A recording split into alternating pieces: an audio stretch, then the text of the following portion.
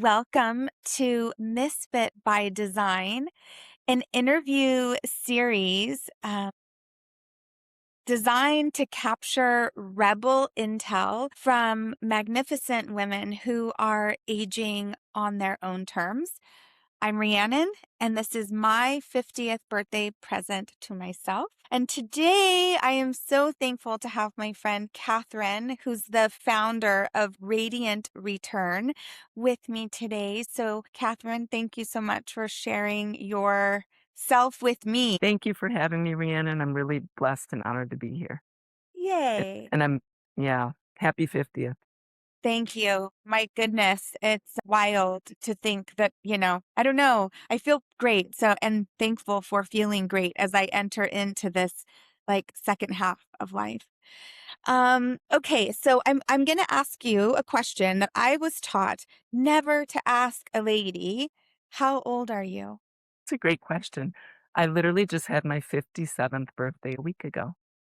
My So gosh. 57. Yes. 57. Happy birthday to you, my dear friend.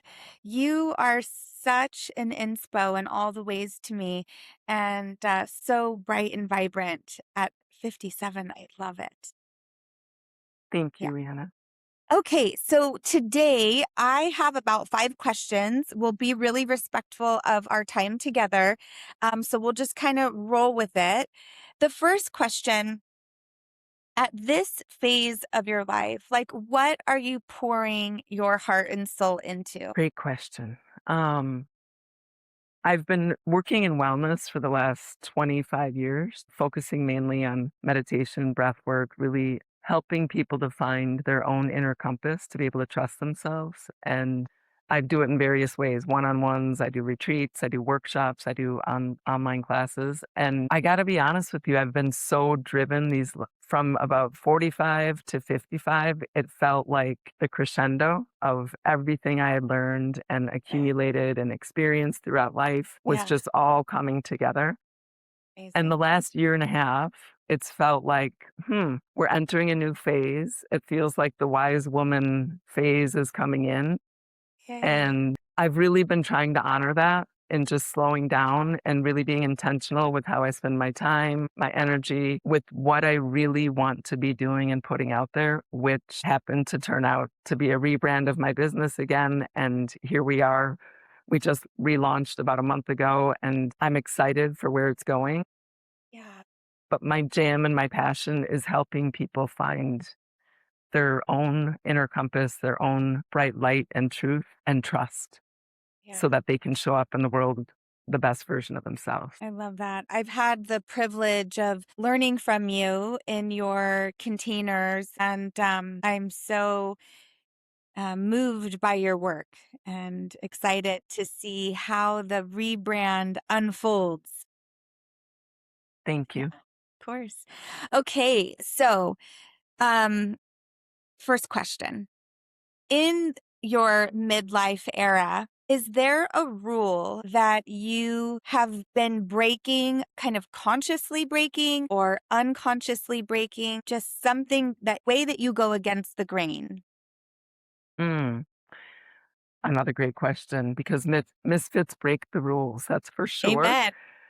Amen, sister. The energy of I have to do, I should do, pushing myself to do has been Yeah. a really big lesson as I've aged, as Yeah. I've evolved. And I'm very conscious and aware of breaking that pattern of I'm a woman.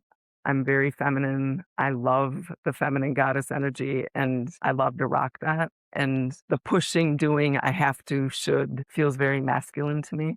Yeah. And so I've been very aware and conscious of that and repeatedly stop myself. Literally, I can be in it and all of a sudden go, oh no, this is not serving me. This is not honoring my what do I want to call it? Like present moment energy. And so I Yeah. just take a step back, I take a pause, I feel what's going on, and then I can show up again. That is such powerful advice. And I feel like you're speaking directly to my soul. Okay, excellent. Heard, received. All right. So, I have been a witness to and have seen in my own self, this struggle, trusting my own intuition in this time of transition. I'm very comfortable with this old pattern of behavior. It's ingrained, like neurologically ingrained. It's not feeling good, but I'm not sure. So, do you have some advice that you would give to women who are just struggling to trust their own intuition during this transitionatory time? Yes, for sure. I feel my experience, I'll talk about my experience because I've gone through periods of my life where I've been doing things for the wrong reasons, even though it's felt like the absolute best reason. In my 20s and 30s, it was all about status. How many friends do I have? How many places around the world can I travel to? How many things can I accumulate? And, my job, my profession, the people I hang out with, all of that meant so much. And it was awesome. I loved it. But there was still like this emptiness inside of me that I thought, wow, after all of that, I still have the void. What is that about? And how can I break that? Because it's such an American dream conditioning that we live Yeah. by of like bigger, better, more, we're going to be happy. And it's just not the case. So, well, it wasn't for me. I'll speak for myself. And that's when I started to find other things that I could do to rewire my brain in Mm, ways that would help keep me present, to be able to feel what's really going on inside and not abandon myself, to really stay present, not abandon myself and say, it's okay if I feel scared right now. It's okay if I feel jealous right now. It's okay if I feel angry right now. It's going to pass. yeah. And then I can show up and trust myself. But if I keep dodging and avoiding and not showing up for me, how can I trust myself? Yeah. I mean, it's scary. And then there's a lot I could unpack around that, Rhiannon, around your past and the trauma maybe that you've gone through and the hurts and the pains that we carry that will make that even harder to be able to trust yourself. So Yeah. it's a lot to unpack. But the short answer, which is actually turning out to be long, would be moment by moment to change what we've been doing. It's not like I've been doing this my whole past and I'm gonna do this moving all into the future. No, it's literally moment by moment, breath by breath. Can I make a conscious decision? There's that old pattern again. There's me not following what my stomach is telling me, what my body is telling me. And Yeah. instead I'm abandoning myself, right? And then Right. I don't trust myself. So Yeah. coming back home again and again in new, thoughtful, supportive, nurturing ways to Right. love yourself Yeah. so you can trust yourself and show up for yourself. Yeah, I really loved that you acknowledged that it's okay to not feel okay. Like just to give ourselves permission to start by acknowledging like something feels off. This doesn't feel good and I am afraid or I'm angry because we're human beings. And it's like in that moment of acknowledging what's happening and how you're responding to it, then it's like you're coming into your conscious awareness of self. Yeah. Exactly. Yeah, Exactly. so And then you're good. in your body and you're present and you can actually respond to what needs to be responded to with intelligence Yeah, because otherwise you're not intelligent. You end up saying and doing things that you regret or it's just not how we want to yeah, be. It's not living. right. So And it's so profound, but it's also not that complicated, you that's know? the thing, Rhiannon. It's like the more complicated it is, the more I'm like, no, thank you. Because look at nature. Nature's pretty simple in how Yeah, it cycles through things. We're right. we're part of that. So yeah, simple's Okay, good. simple's good. I should get that tattooed. Oh, I like it. Maybe so. Okay, so here you are, beautifully 57 years old, and if you could call in a knowing, like, I wish I knew this earlier, what would it be from this place where you stand now? It makes me want to cry because I think of all the young people that are in my life today and how I see and feel their struggle of trying, trying, trying so hard to to do what I tried so hard to do in my 20s and 30s of doing it all right and fitting in, getting the significance and the recognition and how fleeting that is, Rhiannon. It's fleeting. Yeah. Yes, it feels good in the moment, but it's gone in a second. And my advice to my younger self would be don't be so hard on yourself. please don't be so hard on yourself. And the stress, like whatever you can do to eliminate the stress, please Yeah. do that.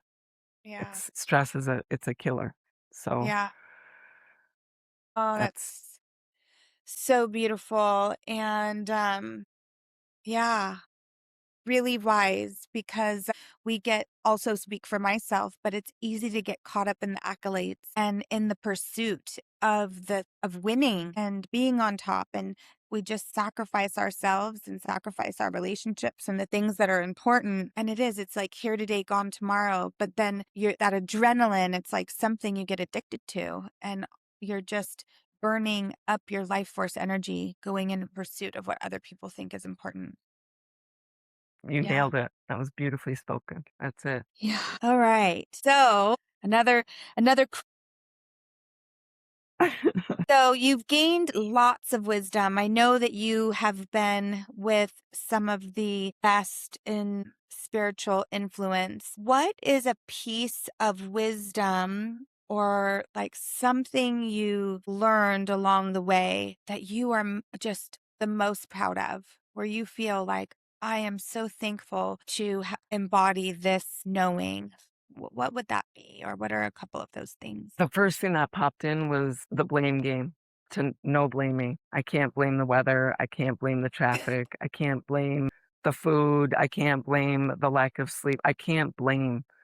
And because when I blame, I'll speak for myself, but when I blame, I lose all my power. I'm giving Yeah. everything over to the thing that I'm blaming. Yep. And my gosh, when I got that, what is it easy?